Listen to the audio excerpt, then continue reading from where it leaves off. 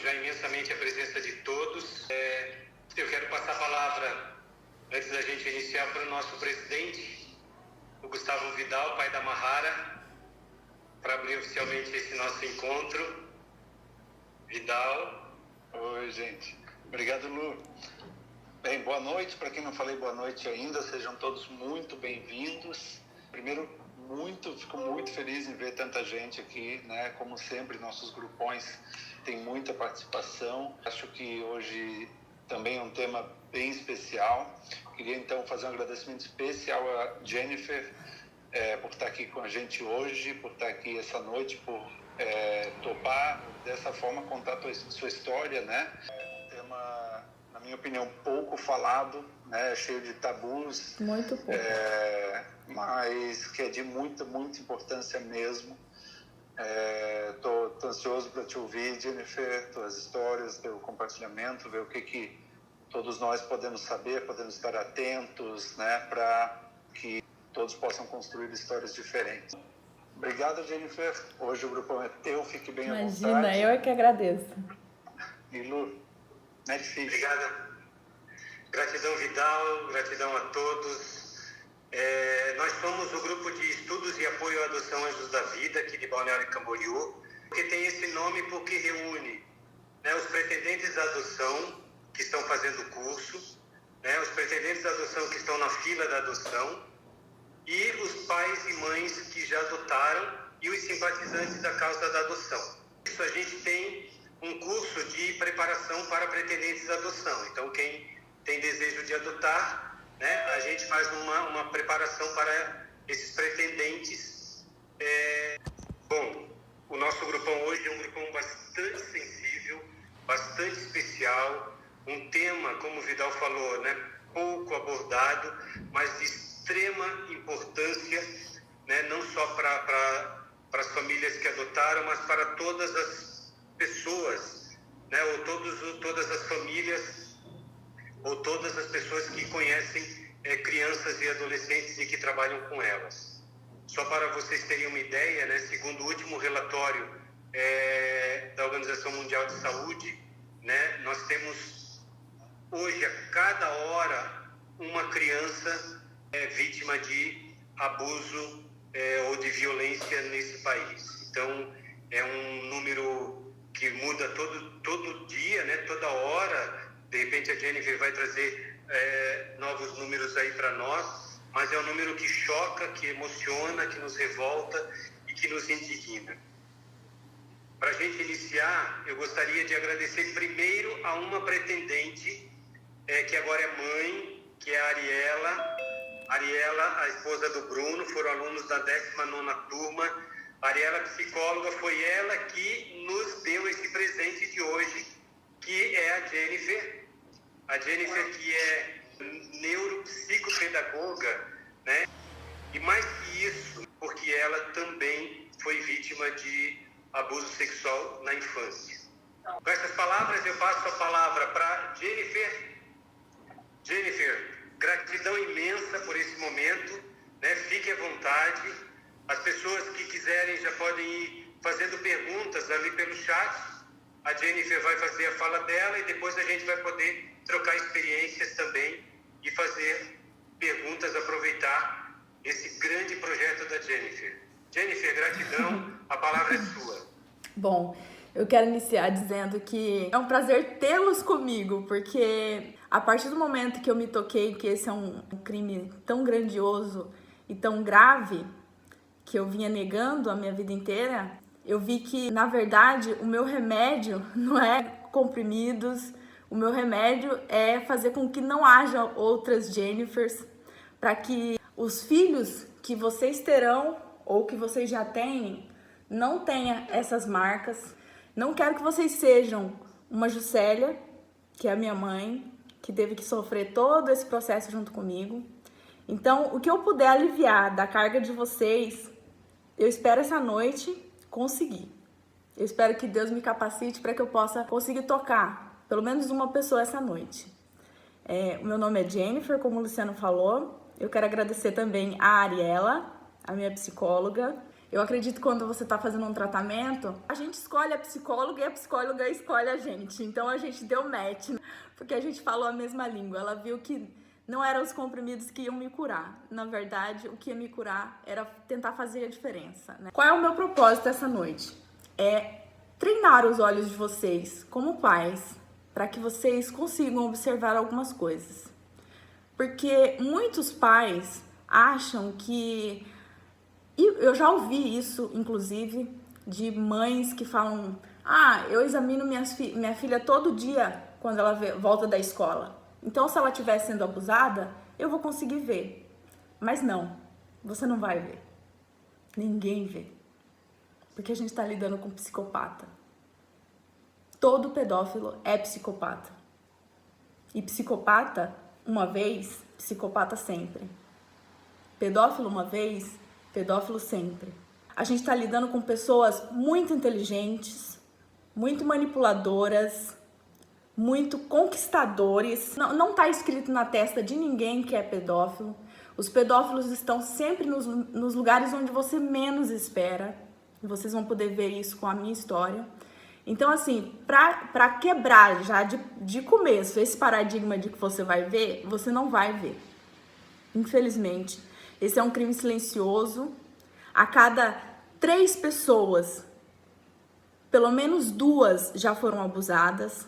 Eu tenho certeza que essa noite não sou só eu que estou aqui como uma vítima de abuso.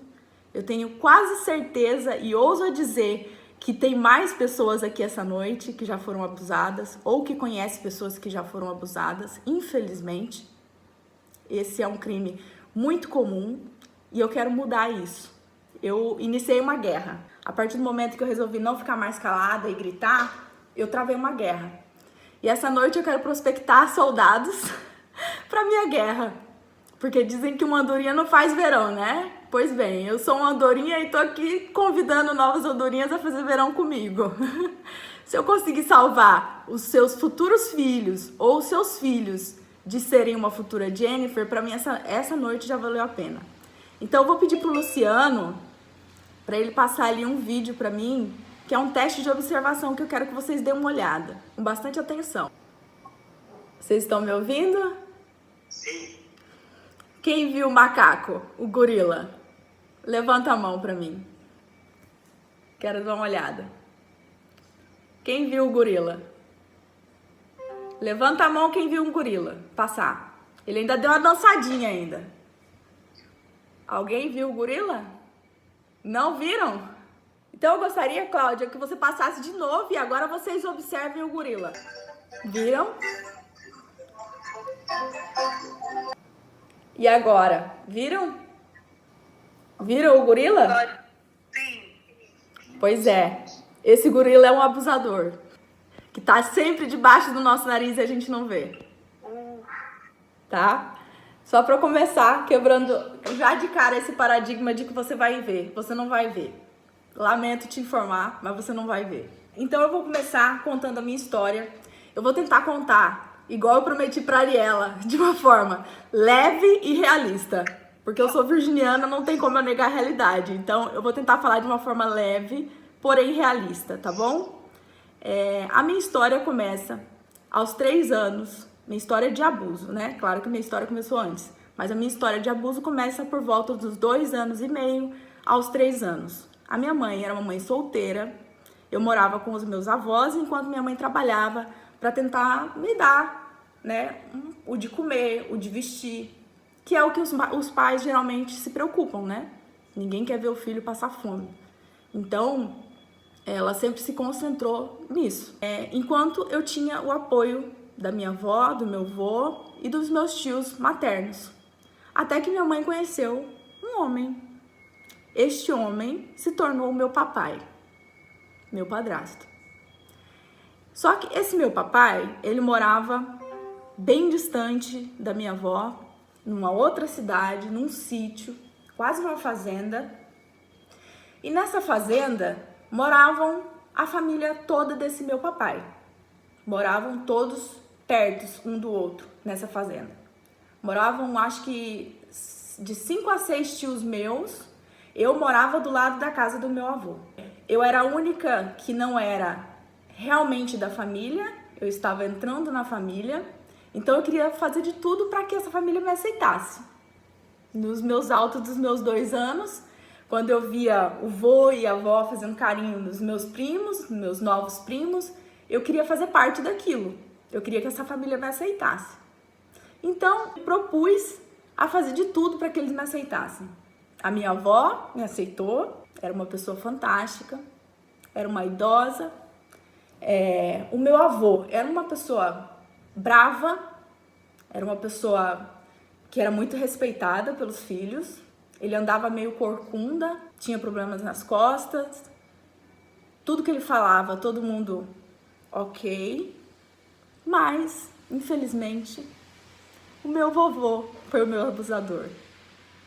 Não foi o meu padrasto, como a maioria deve ter pensado. Não foi. Geralmente é, né? O pai, a mãe, o namorado da mãe, a namorada do pai. Geralmente são esses os mais visados, né? Que a gente olha e fala, tem que ter cuidado com essa pessoa. Mas infelizmente, como eu disse, não tá escrito na cara de ninguém quem é abusador e quem não é. O meu padrasto foi uma pessoa fantástica, eu não tenho o que reclamar dele, mas o pai dele foi o meu abusador. Os abusos começaram com uma passada de mão inocente, com senta aqui no colo do vô, na frente de todo mundo. Então, se todo mundo estava vendo aquilo e todo mundo achava normal, é só o carinho de um avô com uma neta, né? Quem era eu para dizer que não estava certo? Eu tinha só 3 anos, então eu não sabia. Se todo mundo tava olhando aquilo e tava falando, tá tudo bem, eu senti um negócio duro embaixo onde eu tava sentando, então tá tudo bem. Pra mim não tinha nada de errado. Era eu passar, ele bater na minha bunda, falar sapequinha. Todo mundo vendo, ninguém falou nada, todo mundo, seu vô vai dar atenção pro seu vô, vou dar atenção pro meu vô. Tá todo mundo falando que é normal isso, então tudo bem. Até o momento que esses toques começaram a ficar um pouco mais pesado. Passaram de toques para enfiadas de dedo, beijos exagerados, carinho exagerado, elogio exagerado. E vocês podem pensar, aconteceu isso porque ela não era da família, né? Ela entrou na família, mas não. Ele fez isso com todas as netas dele, inclusive as biológicas. Só 2 se salvaram. De quase 6 netas, 2 se salvaram. As outras eram mais ou menos da mesma idade que eu ou um pouco mais nova. Então ele falava, eu vou contar uma historinha pra vocês. Qual é a criança que não gosta de historinha? Eu amo historinha, até hoje. Até hoje, se você começar a contar uma historinha, você prende a minha atenção. Então a gente, tá bom, conta uma história. Mas pra eu contar a historinha pra vocês vão precisar ficar com as pernas levantadas aqui no banco, deitar no chão, ficar com as pernas levantadas no banco, enquanto eu fico sentado e fico olhando a calcinha de vocês. Então, enquanto eles contavam a história, ele estava se masturbando contando a história. As netinhas deles deitadas, inocentes, escutando uma historinha. Quem via aquela cena, passava, ele disfarçava. E achava que era só um avô contando historinha pros netos, né? Que coisa bonita, que coisa linda. O abuso tá nos pequenos detalhes. O abuso tá onde você menos espera. E eles sentem tesão com as coisas que você menos espera também, porque eles são sádicos. Não poste fotos dos seus filhos de calcinha na internet. Quando você for levar sua filha numa escolinha ou numa festinha de aniversário, não leva ela de vestido sem um short por baixo. Isso não é opressão, gente. Isso é cuidado. Porque pode ter um pedófilo lá se deleitando com a calcinha com a cueca da sua criança. A gente nunca sabe quem é quem. O que tá aqui dentro da cabeça da pessoa. Porque o cérebro de um psicopata, ele não funciona como o cérebro normal. Eu estudei neuropsicopedagogia para entender isso. Porque eu simplesmente não aceito que, é isso e pronto. Por que é isso? Eu fui estudar o cérebro do psicopata. A glândula pineal que nós, pessoas normais, temos, que age de formas diferenciadas com determinadas situações, O psicopata, se ele estiver matando, estuprando uma criança e estiver passeando e olhando uma paisagem de Ipanema, para ele é a mesma coisa. Não tem mudança nenhuma, infelizmente. Então, psicopata sempre psicopata, pedófilo sempre pedófilo. Então, dando esse alerta já, eu quero que vocês observem os pequenos detalhes, desde a história que eu comecei a contar até o final.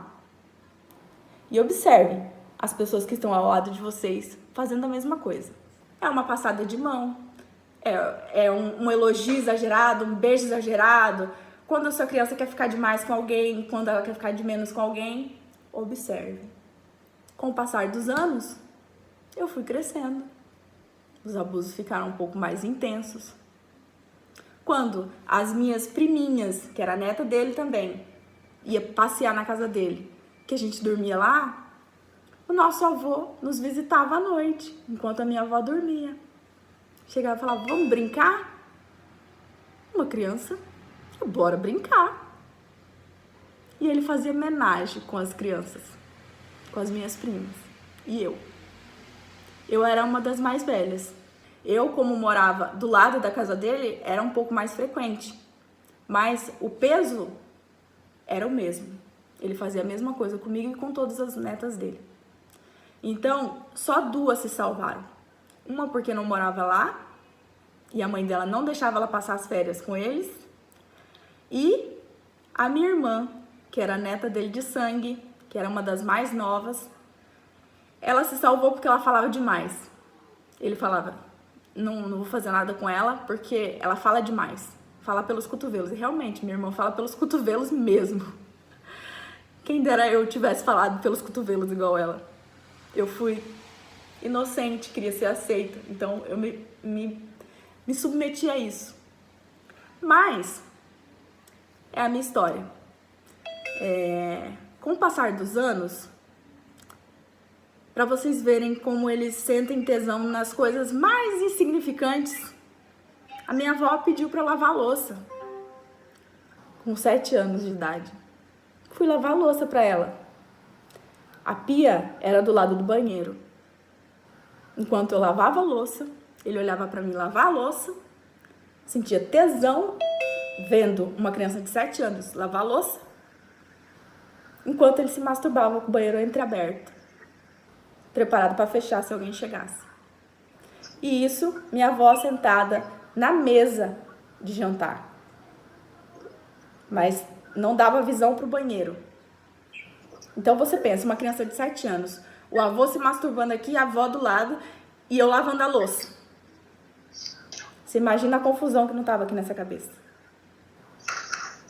O que eu ia fazer? Não tinha o que eu fazer.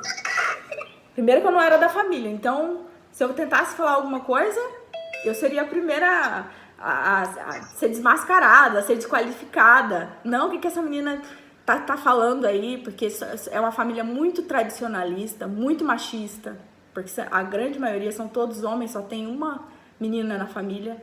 Então, eles jamais iriam acreditar em mim se eu falasse. Mas eu aguentei as pontas, porque até então, pra mim, tá bom, não tô entendendo ainda o que tá acontecendo aqui, mas ok, vamos pra frente. Até que eu fiz os meus 10 anos, que foi o ponto de virada, que é a parte que mais me traumatizou e a parte que mais me dói. Porque a minha mãe nunca conversou sobre sexo comigo. Nunca tive informação, assim. A única coisa que falaram é que, depois que você menstruar, você engravida e os filhos não vêm da cegonha. Mas ninguém conversou comigo sobre sexo. Então eu não sabia. Eu tinha umas preconcepções na minha cabeça, mas uma cabeça de criança.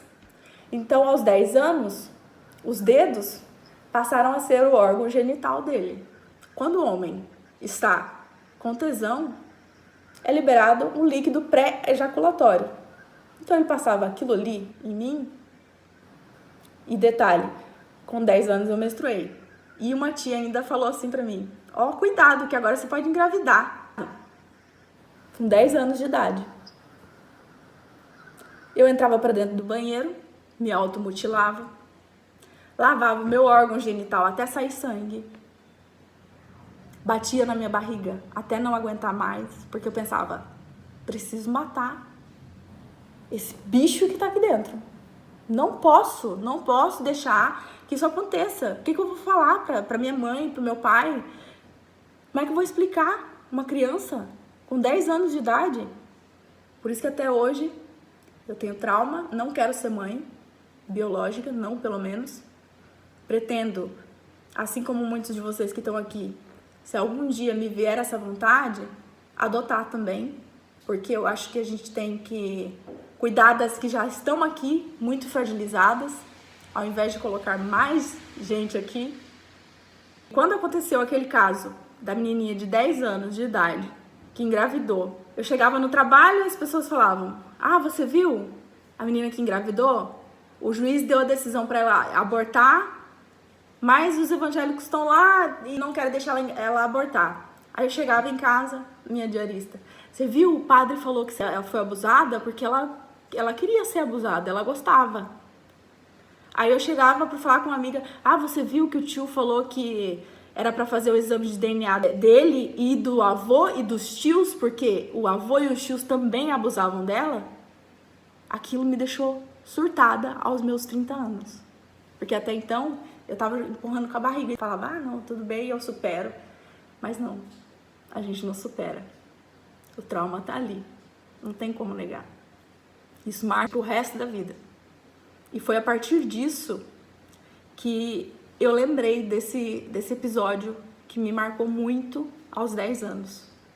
Que era quando eu comecei a entender que isso era errado, quando eu comecei a ter nojo do ato sexual em si, porque eu falava, eu não posso gostar disso. Todos os homens são maus, não posso. E isso marcou os meus relacionamentos também. Porque eu não deixava com que nenhum homem se aproximasse de mim, porque pra mim todo homem era maldoso. Com 10 anos, a minha mãe resolveu ir embora do lugar onde ela morava. E ela saiu, foi trabalhar e nos deixou com o meu vovô e a minha vovó para cuidar da gente. Enquanto ela ia lá, arrumava tudo para poder vir buscar a gente. Logo quem? Então, eu senti, primeiro, a responsabilidade, né, de estar cuidando dos meus 2 irmãos mais novos e me senti sozinha também. Porque a pessoa que era pra estar cuidando de mim naquela hora ia me visitar todos os dias no quarto à noite para abusar de mim. Eu não sabia como agir nessa situação. Não tinha como eu falar não, porque ele era autoridade. Quando eu falava, eu vou contar, ele falava, quem vai acreditar em você? Realmente, ninguém ia acreditar em mim. Até que eu consegui ir embora. Mas os pais têm uma coisa de, você tem que passar mais tempo com seus avós. Tem as férias. Lá eu ia para as minhas férias do horror. Chegava lá, era abuso todos os dias. Das piores formas que vocês podem imaginar. Que eu não vou descrever mais para não ficar tão pesado. Até que quando minha mãe chegava, eu encontrava ela chorando, soluçando, porque minhas férias do horror tinham acabado. Minha mãe falou que eu nunca dei sinais do que estava acontecendo comigo. Mas esse já era um sinal. Eu era conhecida como a Jane Chorona. E realmente eu chorava bastante. E isso não era um sinal para ela. Eu não culpo minha mãe. Mães nenhuma vem com manual de instrução. Filho também não. Infelizmente. Mas essa é a realidade. O meu sinal era só, ela é chorona mesmo. Será? Será que seu filho é só chorão? Será que ele não quer ir com a pessoa porque ele é chato? Ele não quer sair de casa porque ele é chato? Será? Será que ele não quer ir pra escolinha porque ele não quer estudar? Será que ele não quer ficar com o tio porque ele é chato? Esse menino é chato mesmo. Será? As crianças dão sinais, e os sinais são claros e simples. Não tem por que complicar. Mas a sociedade tem esse problema de complicar as coisas, do tipo, ah não, isso é só um choro. Tá bom, é só um choro. Até eu acreditei nisso. Ah, eu sou chorona mesmo. Mas não era. Eu tava sofrendo. Eu chorava à noite, caladinha pra ninguém escutar. É assim que acontece. O abuso é silencioso, a gente sofre calado. A gente chora na calada da noite, quietinho, pra ninguém escutar. E a minha mãe era minha melhor amiga. Por isso ela acreditou que se isso acontecesse comigo, eu iria contar pra ela. E eu tentei algumas vezes contar pra ela. Mas não sei se vocês já passaram por isso. De você querer muito falar uma coisa pra alguém, chega na hora, você dá aquela respirada e trava. Não sai. Simplesmente não sai. Não saía. E assim eu passei a minha vida. Mas daí já não deixava mais. Aos meus 12 anos eu entendi. Calma, isso aqui tá errado. Eu tenho que tomar as rédeas disso aqui. Eu não vou deixar mais isso acontecer comigo. Falei, não vou mais passar as férias lá. Não vou mais. E aí eu era chata. Ah, ela é chata mesmo, não quer sair. Só quer ficar dentro de casa, trancada. Nossa, que antissocial que ela é. Nossa, é muito chata. Eu era chata. Né? Infelizmente. Eu era chata. E eu não dei sinais, né? Mas os sinais estavam ali. Ninguém tinha o olho treinado para enxergar. Porque os outros pais também, ninguém enxergou. Eram quase 5 crianças. Ninguém enxergou. Quando eu fui embora, tinha uma criança lá com 3 anos de idade. Uma neta que tinha acabado de nascer. Eu pensei comigo, ele não vai fazer isso com ela. Me enganei. Aos 17 anos, eu sentada para tomar café com a minha mãe, com o meu padrasto, meu papai, meus irmãos. E, surpresa, a minha mãe começa. Preciso contar alguma coisa importante para vocês. Seu avô foi pego mexendo naquela criança que já não tinha mais 3 anos. Devia ter os seus 10, 11 anos. Na hora que ela falou isso pra mim, eu senti como se um caminhão tivesse sido tirado das minhas costas. Eu só comecei a chorar. Jane chorou na taca novamente. Comecei a chorar. Eu não entendia por que eu tava chorando tanto. Mãe, não foi só ela. Foi eu e todas as outras netas também. Infelizmente. Falei isso, fui trabalhar. Na volta, eu esperava que minha mãe fosse sentar comigo e perguntar: o que aconteceu? Mas isso não aconteceu. Eu também não sentei com ela para falar. E eu guardei para mim.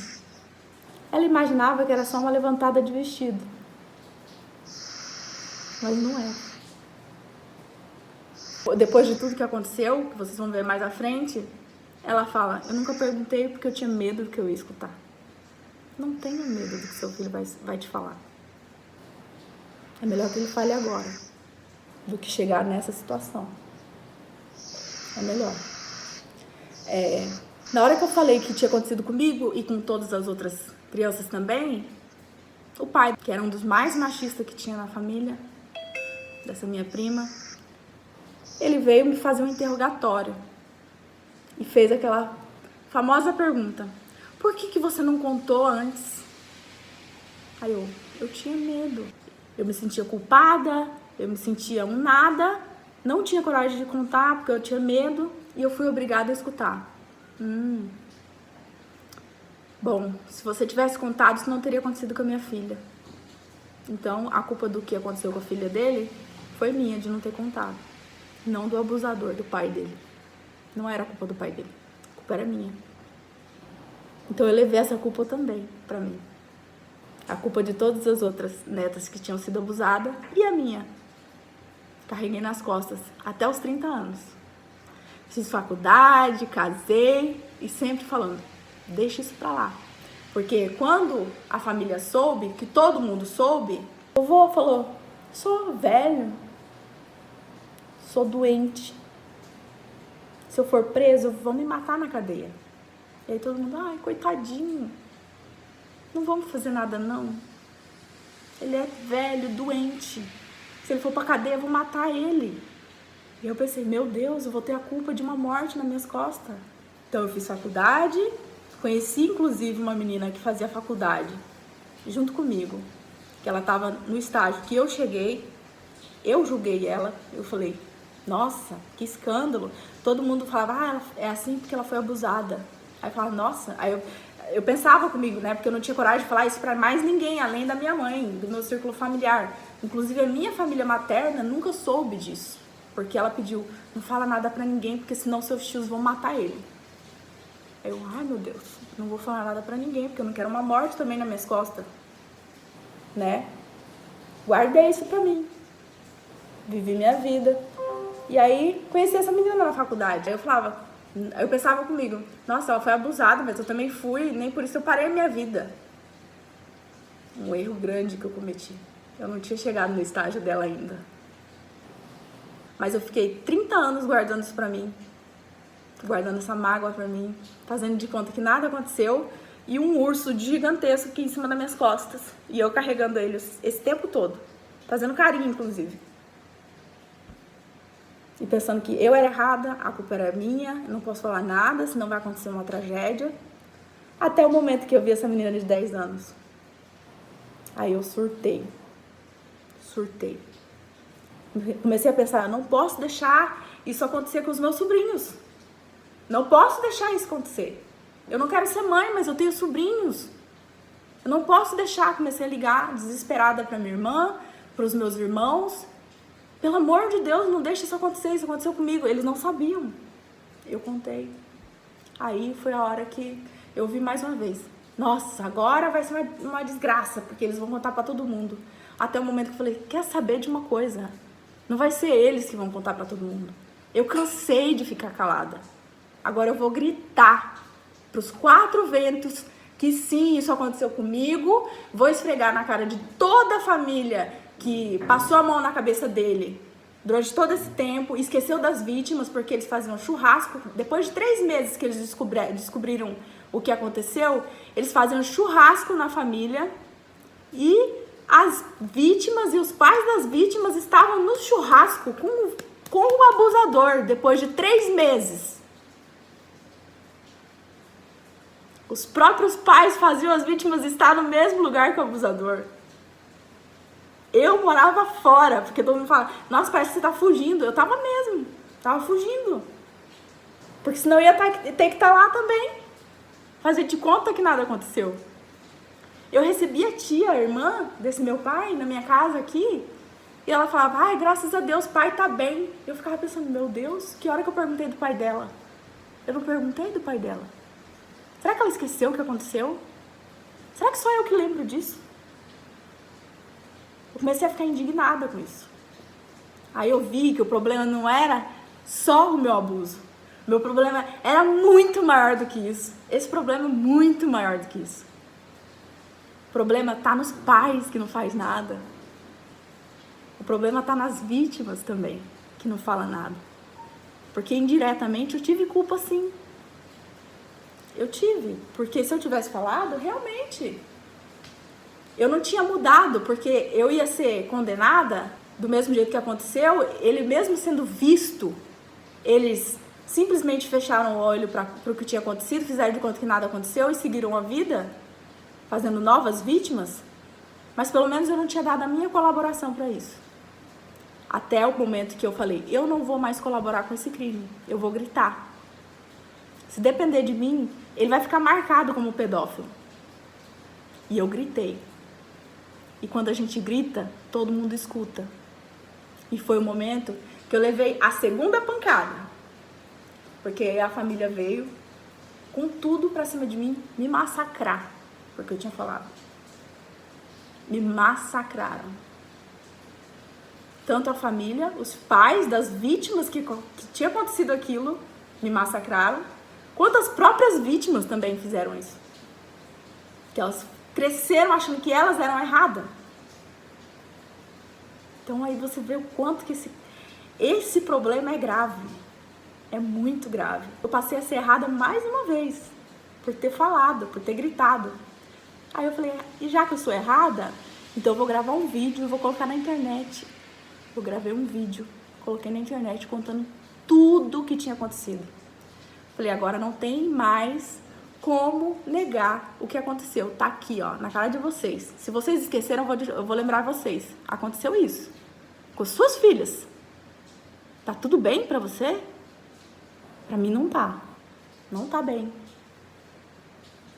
Eu achava que eles fossem ter um pouquinho de consciência. Falassem, nossa, o que a gente fez era errado. Mas não. A errada era eu. Tive que ouvir, o que você fez não tem perdão. De um pai, de uma vítima. Eu não tenho perdão, mas o abusador da sua filha tem. Eu não tenho perdão por ter falado a minha história, sem divulgar nomes, mas o abusador da sua filha tem perdão. Sim, o abusador da filha dele tinha perdão, eu não. Eu não tenho até hoje. Aí meu pai verdadeiro resolveu processar. Eu achava que eu não era capaz. Porque eu fui criada para pensar que eu não era capaz. Que tinha que deixar esse assunto quieto. Mas não, eu falei, não, agora eu não vou deixar mais quieto. Agora eu vou gritar. E se esse grito que eu vou gritar ressoar em alguém, eu já vou sair grata. Porque o meu remédio tá aqui. Tá em tentar fazer com que isso pare. Tá em tentar fazer a diferença. Se eu salvar o seu filho essa noite, pra mim já valeu a pena eu ter passado por tudo isso. Se eu abrir os teus olhos para que você não seja minha mãe, que teve que acompanhar 6 tentativas de suicídio junto comigo, pra mim já valeu a pena. Se você já foi vítima, inclusive, eu quero deixar claro aqui que existem algumas leis que nos amparam, mas ainda é muito deficiente a lei para tratar desse assunto, porque ninguém quer falar sobre esse assunto.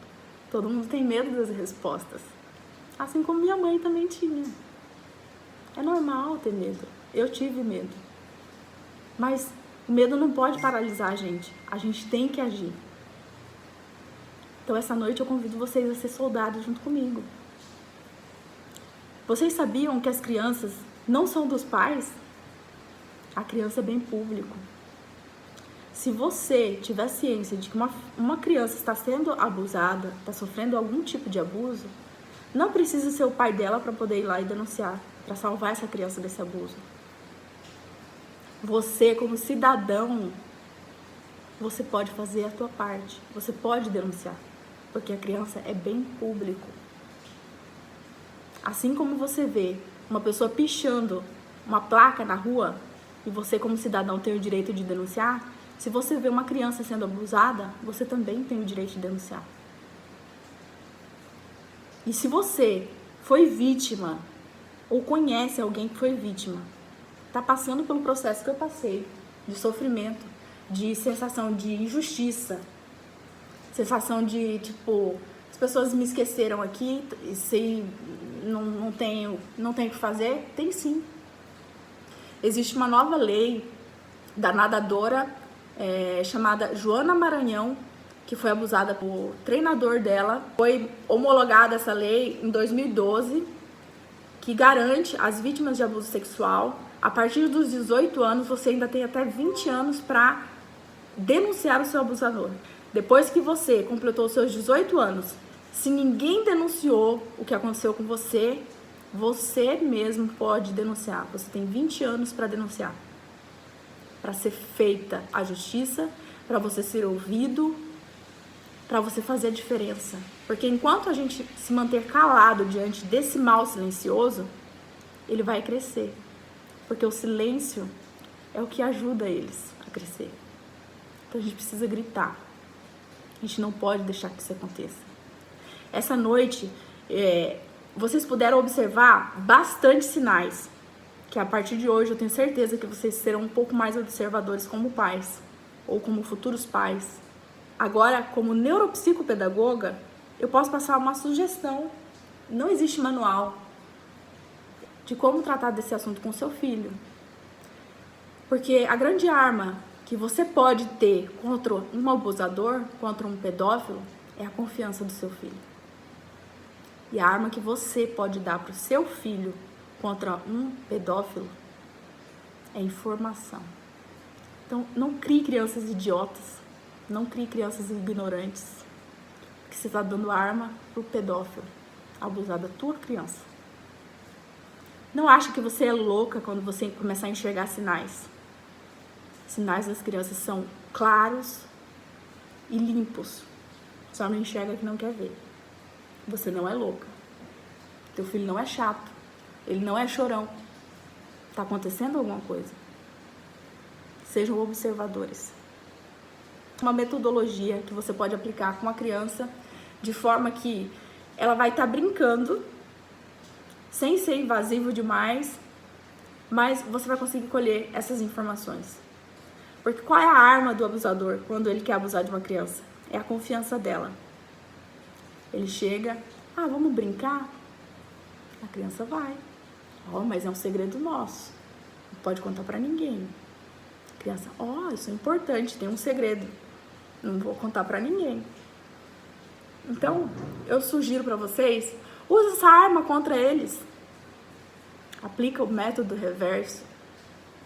Então, você vai fazer na tua casa uma cabaninha para acampar com seu filho, para passar algumas horas com seu filho, para você conversar sobre isso. Nessa cabaninha você pode colocar o nome. Essa é uma cabaninha da confiança. Aqui dentro a gente pode falar sobre tudo. Aqui dentro eu não vou brigar com você. Aqui dentro você pode confiar em mim. Eu confio em você aqui dentro. A gente não julga, a gente não briga. Aqui a gente confia. E aí você, pai, dá o primeiro passo. Fala, eu quero te contar um segredo. A criança vai se sentir importante. Vai se sentir gente. Porque as pessoas falam, tem nem tamanho de gente, quer ser gente. As crianças estão acostumadas a ser desrespeitadas. Elas também são gente. Então, confie na sua criança. Conte um segredo para ela. Ela vai se sentir importante, ela vai se sentir gente. Ela vai se sentir que vale alguma coisa. Ela vai sentir a responsabilidade de confiar em você também. A partir do momento que você contar o seu segredo, ela vai se sentir, eu preciso contar também um segredo para minha mãe. Eu posso confiar na minha mãe e no meu pai? E aí é a hora de você perguntar, agora você tem algum segredo para me contar? Aí ela vai falar, mamãe, talvez tenha, talvez não. Se ela chegar a contar, não faça igual a grande maioria, que inclusive minha mãe também fez, surtar. Nunca faça isso na frente de uma vítima. Você vai deixar ela acuada. Porque ela vai pensar, meu Deus, vai acontecer uma tragédia por minha culpa. Então, seja sábio também nessa situação. Haja com sabedoria. Fala, olha, isso não pode acontecer mais, isso está errado, explica. A grande arma que você pode dar para o seu filho é informação. Se por acaso ela não fala nada, é um ótimo momento para você ter a confiança de conversar sobre sexo com seu filho. Isso não é errado. Isso é uma arma que você está dando para ele se defender. Para ele saber o que é certo, o que é errado. A hora certa, a hora errada. Mas não na infância. Explica para o teu filho. Explica para a tua filha. É a única arma que você vai ter, pedófilo. Porque o seu filho vai conseguir se defender. Filho, confie no seu filho. E faça ele confiar em você também. Além disso, as crianças dão sinais muito claros. Através de desenhos. Através de lugares que eles querem ir. Lugares que eles não querem ir. Chorão. Às vezes, ele sempre volta com algum presentinho. Porque os pedófilos têm isso. Se você fizer isso, eu te dou 10 reais. Se você fizer isso, eu te dou uma bala. Se você fizer isso, eu te conto uma historinha. Se você fizer isso, eu faço isso pra você. Então, cuidado com as pessoas que ela gosta demais, que ela não gosta demais. As pessoas que beijam demais, que abraçam demais. Passa a mão na bunda do seu filho. Jamais. Sejam observadores. Não confie nem na sua sombra. Porque o pedófilo está debaixo do teu nariz. Ele não tá naquela pessoa mal encarada que você olha, aquilo lá pode ser um pedófilo. Não. O pedófilo tá debaixo do teu nariz. Você não consegue ver, ninguém vê. Essas são as armas que você pode ter. Cultiva elas, cuida delas. Então, a partir desse momento que vocês têm essa informação, eu espero que vocês, de verdade, saibam lidar com essa situação. Se vocês não souberem, eu estou disponível, quem quiser saber. Porque essa noite eu foquei nisso para que vocês pudessem observar as nuances dessa história, para que vocês apliquem na sua vida como pais também. Mas existe muito mais além disso. Esse problema é muito maior do que a gente pensa. Essa noite eu quis ser leve com vocês para não assustar, mas eu estou disponível para vocês agora, a partir desse momento, para que vocês possam perguntar, fazer as questões que vocês quiserem. Eu posso atender agora as expectativas de vocês. Eu quero ouvir um pouco em vocês, as dúvidas de vocês. Agora eu deixo com o Luciano aí para ele intermediar as perguntas. Sim, gratidão por essa sensibilidade, por nos permitir estar te ouvindo, um tema tão delicado, um tema tão difícil de abordar, e você faz isso com muita coragem. Então, antes de eu abrir a palavra, vou convidar, se vocês tiverem alguma pergunta, podem colocar pelo chat, mas eu quero fazer uma primeira pergunta, assim, porque é o que me tocou mais até esse momento, Então, Sim. eu gostaria que você falasse como é que você teve a coragem de expressar tudo isso no momento em que você disse que surtou, no momento em que você teve a coragem de expressar isso para a tua família, e como é que é ter essa coragem de falar isso em público hoje, para as pessoas. Eu sei que você está fazendo isso, em vários lugares pelo Brasil afora, então possa falar sobre esse tema, assim, coragem. De onde vem essa coragem? Como é que você teve coragem de falar, isso na época, e como é que você tem coragem de falar sobre isso agora, por exemplo, aqui nesse momento?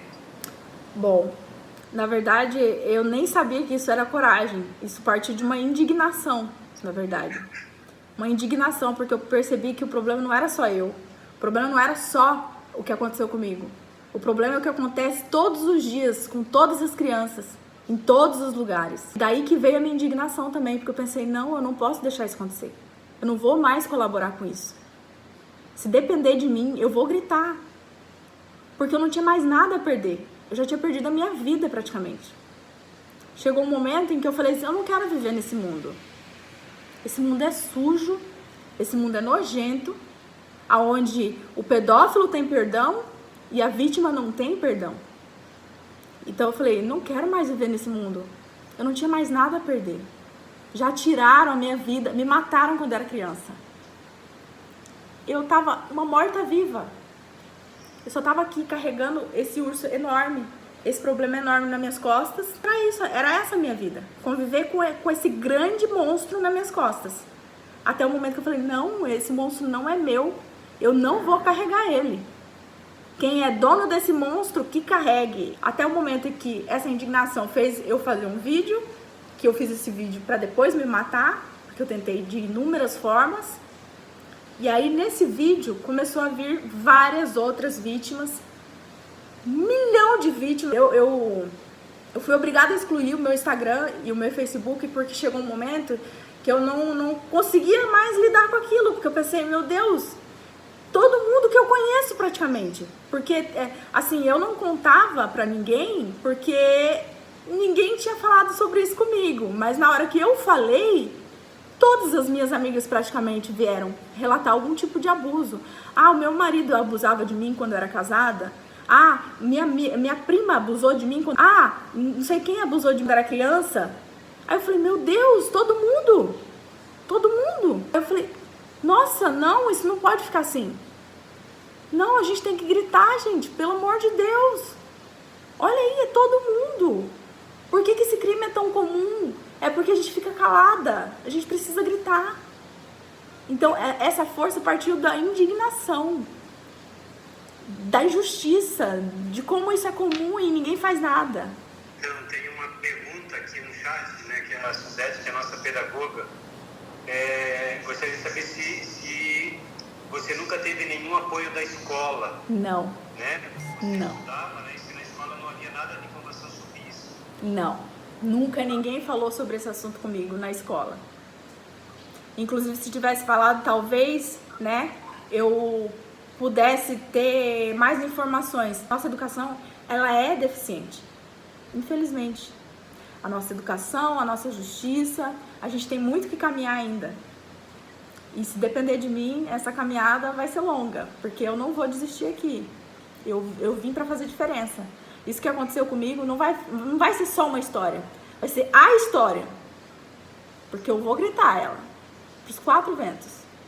Se eu puder fazer a diferença em alguns, para mim já valeu a pena. Bem, primeiro, parabéns pela iniciativa e muito obrigado mesmo por compartilhar a história. Eu sou um cara normalmente extremamente calmo e vou te dizer que acho que meu sangue ferveu pelo menos umas 3 vezes enquanto você contava. É de dar indignação mesmo. Caso a gente identifique isso em algum conhecido, né, ou um colega, alguma coisa assim, com a filha de um colega, como fazer essa denúncia, como abordar esse tema, né? Não sei se onde abordar, né? Se é numa polícia ou se insistir com os pais, de forma que também não, como você falou, às vezes a gente que está totalmente de fora pode enxergar alguma coisa e se for falar a pessoa vai dizer que a gente está louco. É verdade. Ou a criança não quer ser exposta também, né, pré-adolescente, sei lá, como... Mas essa exposição, o quanto antes, é melhor.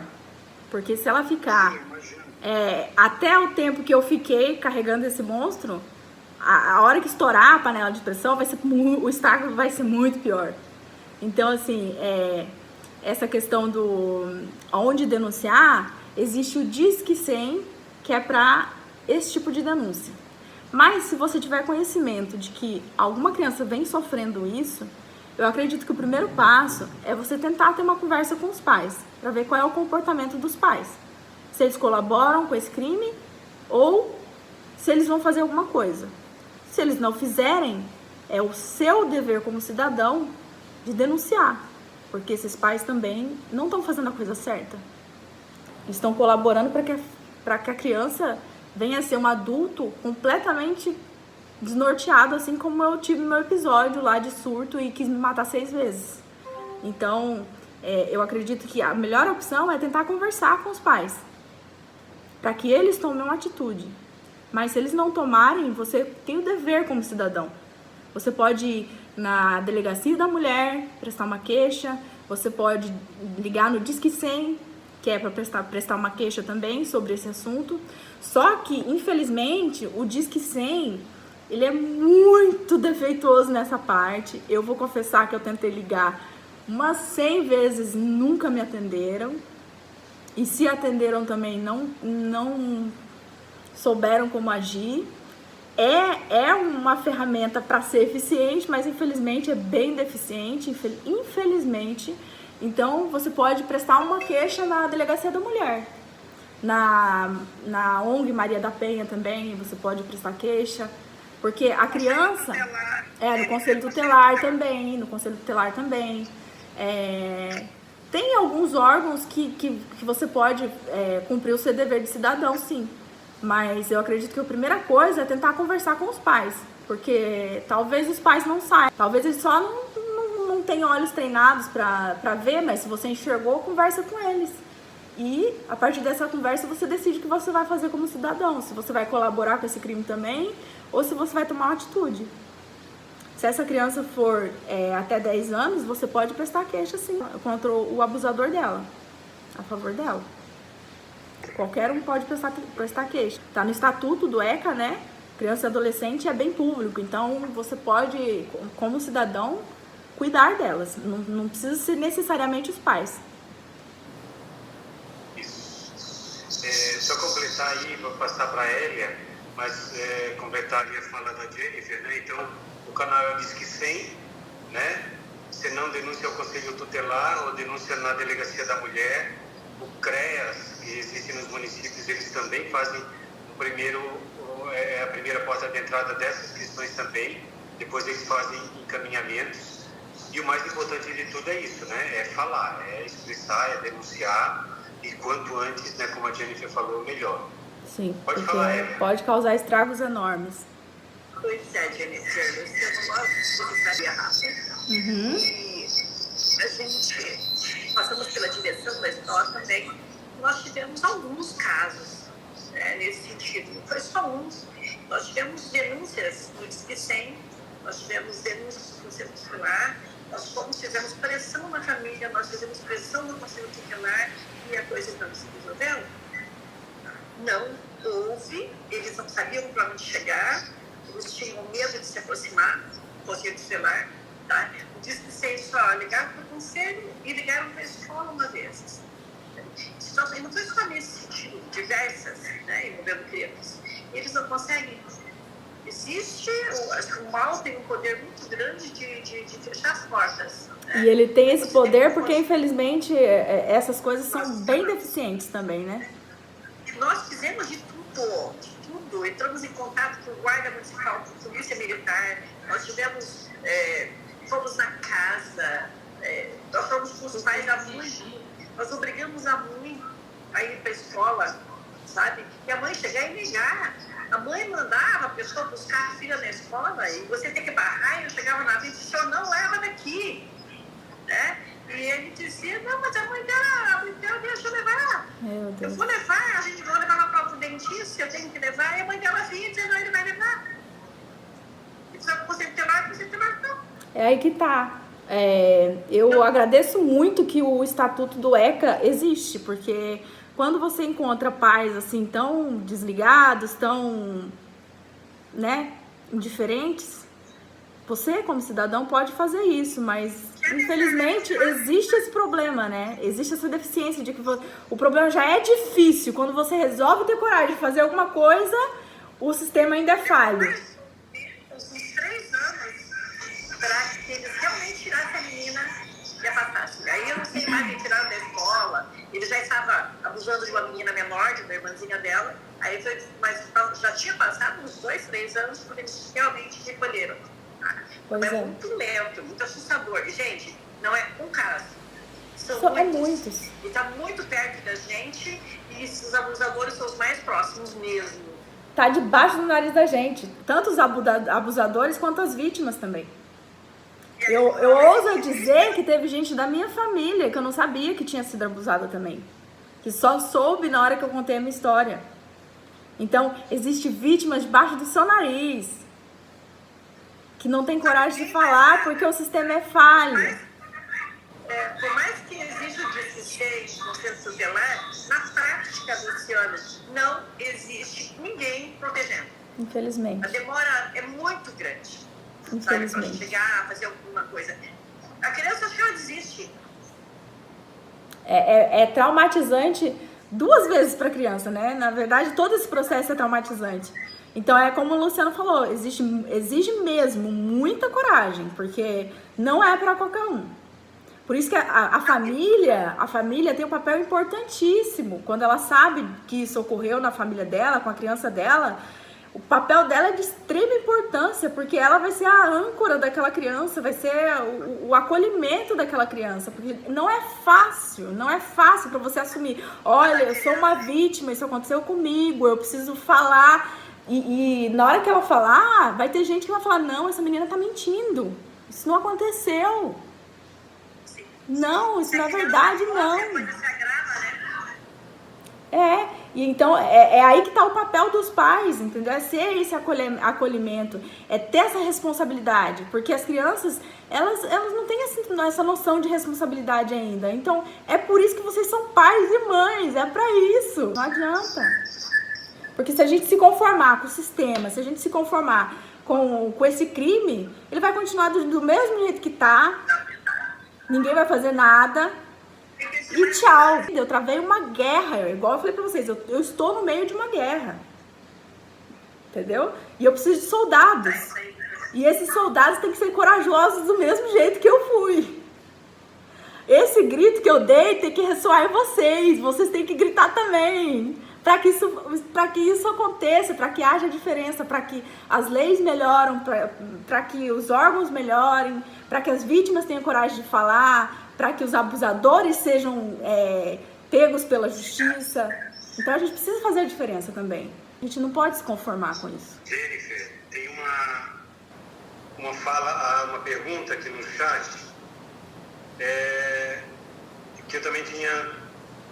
Você falou aí em alguns sinais, né? Sim. Automutilação, autoagressão física, os medos. E aí a Nádia, né, que é nossa amiga lá de Bombinhas, ela pergunta se você saberia outros sinais, né, para que uma criança acabe exprimindo sobre essa questão do abuso, ou em desenho, Sim. ou alguma outra mudança de comportamento.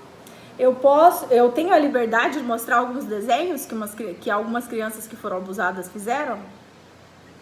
Posso mostrar para vocês? Sim, se tiver aí na mão. Eu tenho.